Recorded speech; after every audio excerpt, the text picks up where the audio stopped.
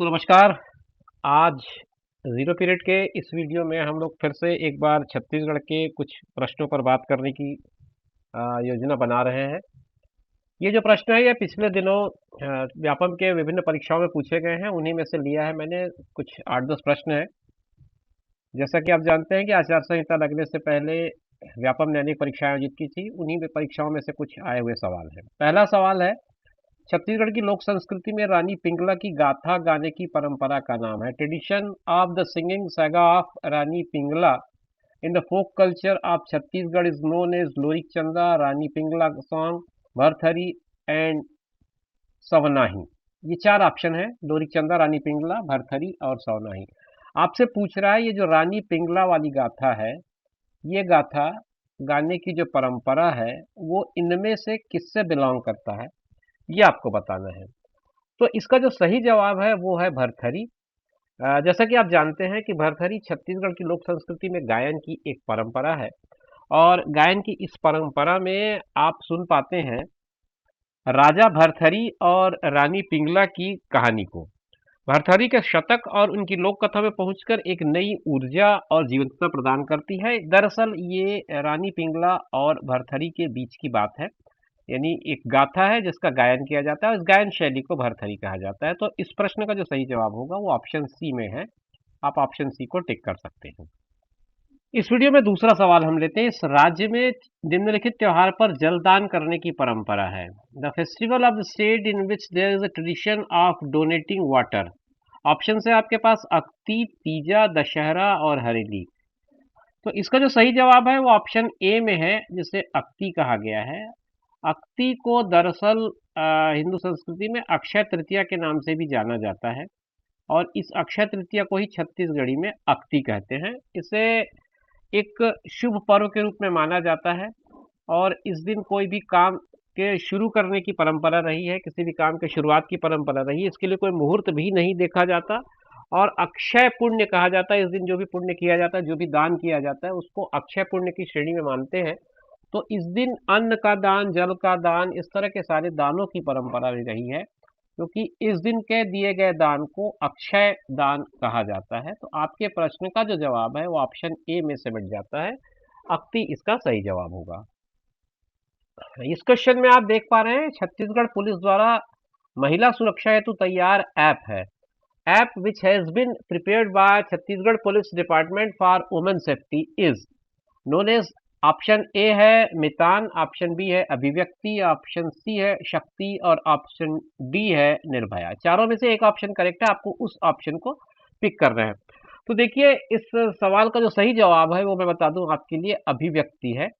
इसका थोड़ा सा डिटेल हम समझना चाहें तो छत्तीसगढ़ पुलिस ने क्या किया है कि महिलाओं, बच्चियों दोनों की सुरक्षा के लिए, महिलाओं और बालिकाओं के लिए, दोनों तरह की जो जेंडर्स हैं उनकी सुरक्षा के लिए इस ऐप को तैयार किया गया है। और इस ऐप को अगर आप इसकी जानकारी समझना चाहें तो आप जिस लोकेशन में हैं उस लोकेशन से एसओएस का बटन दबाते ही आपके पास पुलिस की सहायता पहुंच जाएगी।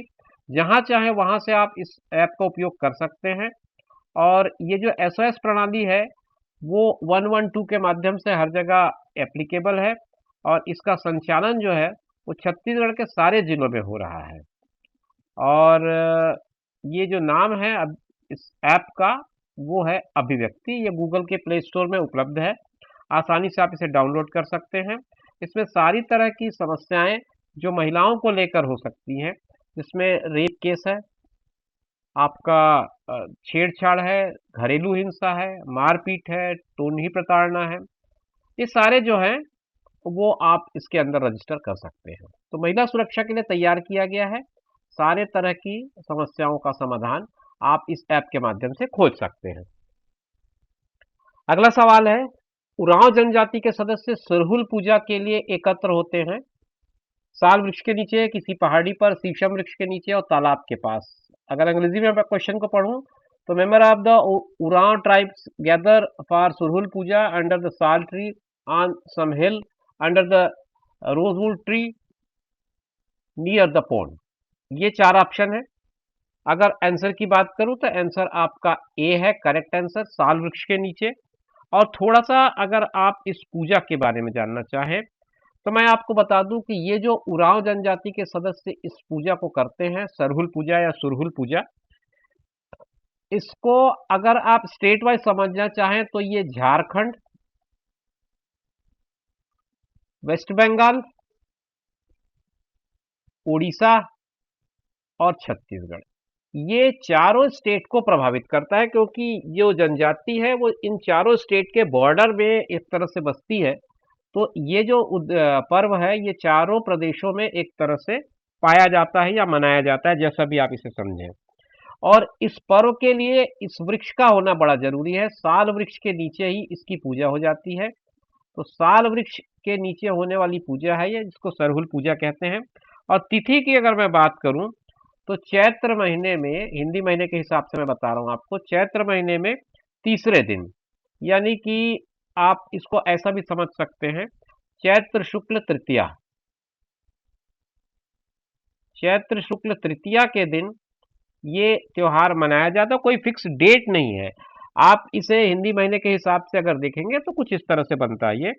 और अलग अलग गांवों में अलग अलग दिनों में भी मनाया जाता है ये, इसका कोई ऐसा फिक्स डेट नहीं है। इवन ये जो पेड़ है, साल पेड़, जिसके नीचे इस पूजा को करते हैं, ये झारखंड में राजकीय वृक्ष का भी नाम से जाना जाता है। झारखंड का ये राजकीय वृक्ष है। अगर मैं इसको इस तरह से नोट करूं तो झारखंड का राजकीय वृक्ष भी कहा जाता है इसे। इसी समय इसका क्या होता है, दरअसल साल के जो पेड़ हैं वो नए पेड़ बनते हैं। और सरहुल का सही शाब्दिक अर्थ भी अगर मैं निकालूं तो साल वृक्ष की पूजा ही होती है, धरती माता को समर्पित है, पर्यावरण से जुड़ा हुआ एक तरह से त्योहार है। तो पुरानी जो परंपराएं हैं वो पर्यावरण से हमको जोड़ती हैं, इसलिए उन परंपराओं को हमको सहेजना चाहिए, सहेज के रखना चाहिए और आगे कंटिन्यू करना चाहिए। तो आगे हम भी कंटिन्यू करते हैं नए सवाल से। अगला जो सवाल है वो G20 को लेकर के है। सितंबर 2023 को रायपुर में आयोजित G20 रूपरेखा कार्य समूह की चौथी बैठक की अध्यक्षता किसने की थी? चार ऑप्शन है: Giorgia Meloni, Sushri Nirmala Sitharaman, Sushri Chandni Raina, Sushri Ruchira Kamboj. Who chaired the fourth meeting of the G20 Framework Working Group meeting held at Raipur during September 2023? Names are Georgia Meloni, Nirmala Sitaraman, चांदनी रैना और रुचिरा कंबोज। इसका सही जो जवाब है वो चांदनी रैना है। चांदनी रैना ने इस मीटिंग की अध्यक्षता की थी। भारत की जो G20 अध्यक्षता के तहत फ्रेमवर्क कार्य समूह, जिसे रूपरेखा कार्य समूह भी कहते हैं, FWG कहा जाता है इसके शॉर्टकट में, FWG फ्रेमवर्क वर्किंग ग्रुप है। और इसकी जो अध्यक्षता थी, अंतिम बैठक थी, दरअसल में चौथी बैठक थी, साथ में अंतिम बैठक थी G20 की, और इसकी अध्यक्षता इन्होंने की थी सुश्री चांदनी रैना ने। 18-19 सितंबर को ये हुई थी रायपुर में। और ये जो चांदनी रैना है ये वित्त मंत्रालय की सलाहकार हैं, वित्त मंत्रालय से संबंधित हैं ये, इन्होंने अध्यक्षता की। और ये नवा रायपुर में ये जो मीटिंग थी वो हुई थी, और विश्व के अनेक प्रतिनिधि, जिसमें 65 से अधिक देश थे, उनके प्रतिनिधियों ने इसमें हिस्सा लिया था। तो दोस्तों ये थी कुछ छत्तीसगढ़ से जुड़ी सवालों के साथ हमारी बातचीत। ये बातचीत जारी रहेगी, आगे कुछ और सवाल लेकर हम नेक्स्ट वीडियो में आपसे बात करेंगे। आप चैनल पर बने रहिए, इसी तरह से देखते रहिए वीडियोस को, और जो आपकी रिक्वायरमेंट है, आपकी डिमांड है, ज़रूर कमेंट बॉक्स में लिखिएगा, ताकि उस तरह के वीडियो बनाने के लिए हम प्रयास कर सकें। फिर मिलेंगे नए वीडियो में, तब तक के लिए दीजिए इजाज़त। नमस्कार। अपना और अपनों का ख्याल रखें, फिर मिलेंगे।